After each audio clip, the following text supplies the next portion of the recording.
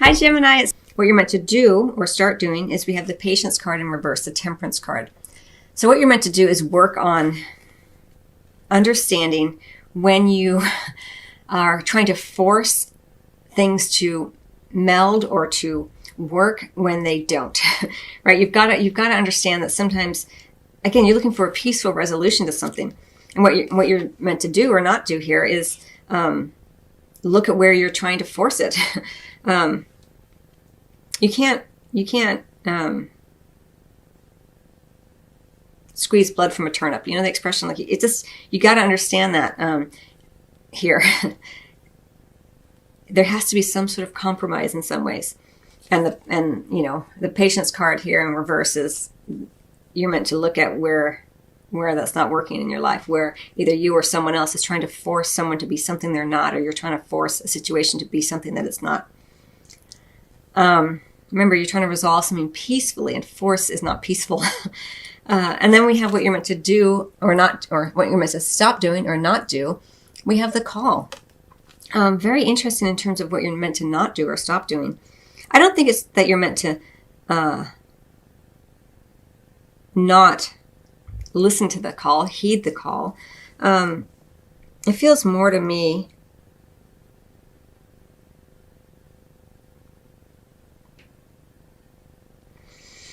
that it goes nicely with this. Like, it's what you're meant to not do or stop doing is expect everyone else to hear the call that you're listening to. You know, we all have our moments of awakening. We all have our moments of epiphanies.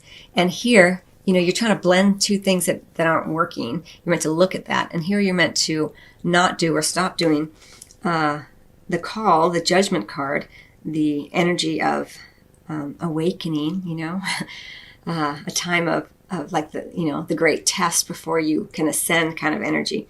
And here it feels to me like what you're meant to not do or stop doing is stop trying to get everyone else to be on your page here. You can only resolve things peacefully when you accept everyone's position.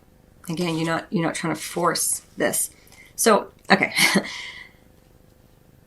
This is really interesting because all right, and I'll break it down between single and couples in a second. What you can look forward to regardless or expect regardless is we have the Eight of Air. The Eight of Air is a very mental energy, which goes with the Geminis. And it's this idea that you are this energy where you may feel and continue to feel a sense of entrapment, a sense of you're not sure where you're going. And that if you don't know exactly where you're going, if you can't mentally picture it, then you can't move forward. But that's not how life works.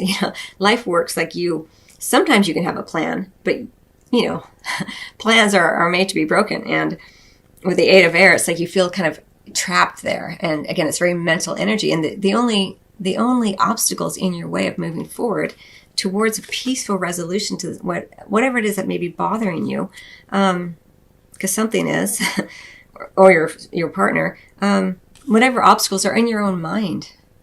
It's your own paradigms, your own belief systems, your own thoughts, your own self-judgments here. You can be free in any given second, really. It does take time, though. We have the Seven of Earth here in reverse. The Seven of Earth in reverse does speak to, weights being over, but sometimes it does speak to trying to rush things. Again, you're trying to force things. There's this energy of force here, which is kind of interesting. And again, you can't be peaceful and forceful at the same time. In love, let's say, right here and now. And things are improving. Your health is improving. You're getting stronger.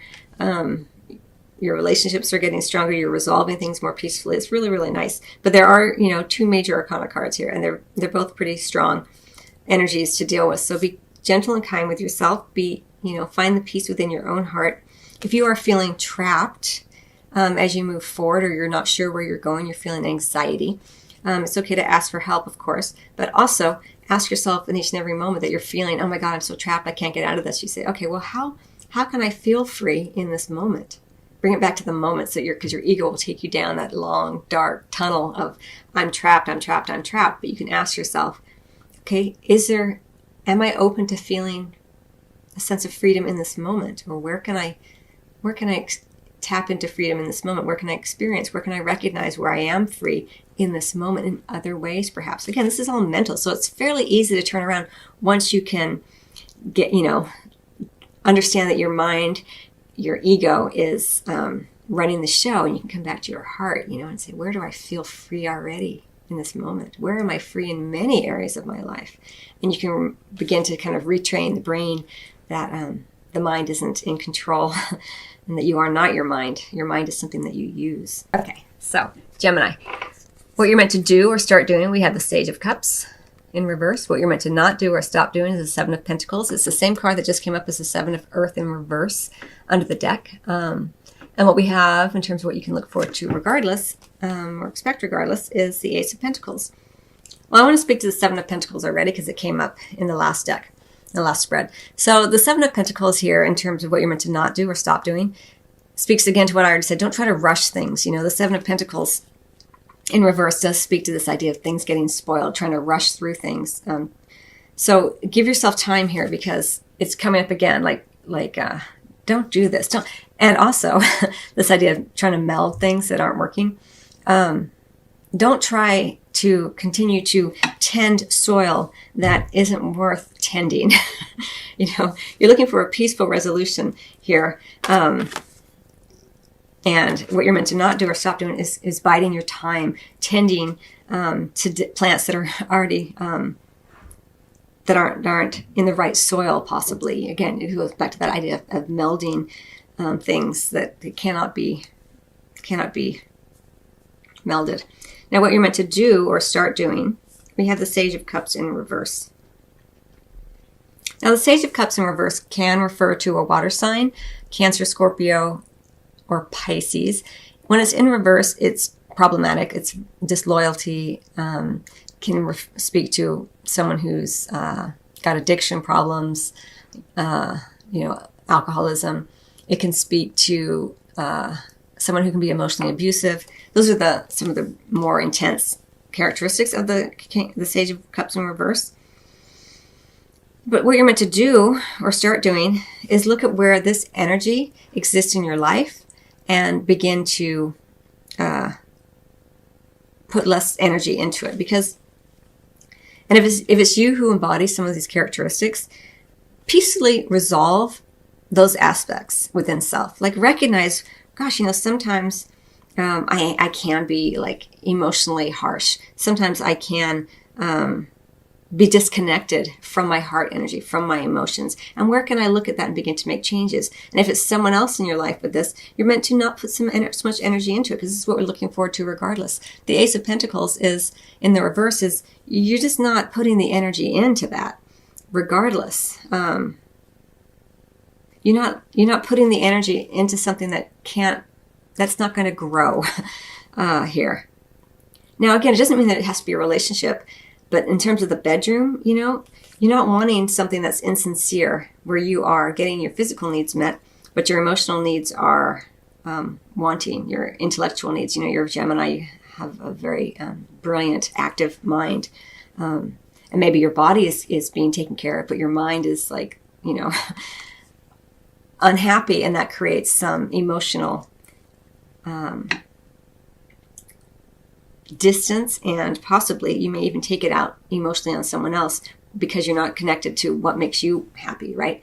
And this could be someone else in your life.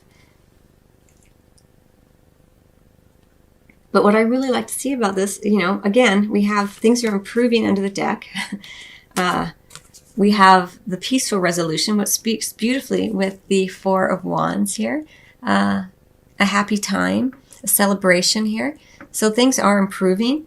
You may even have an opportunity to go to a social event with and meet someone there, and it feels fun. It feels a little frivolous, maybe, and it feels makes you feel happy again.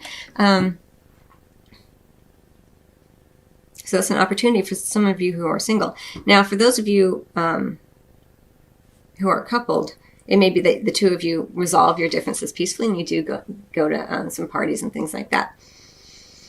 And you kind of put to bed this kind of energy of emotional manipulation, this kind of thing. You recognize it more, whether it's you doing that or someone else. And you're like, I'm not going to sit with that. I'm not going to keep putting energy into that here.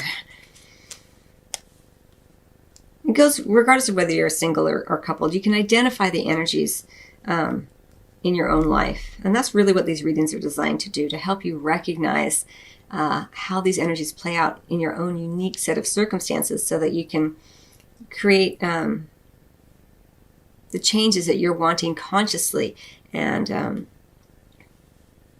create greater self-mastery throughout your entire incarnation, which is, something that we all, I think, can benefit from.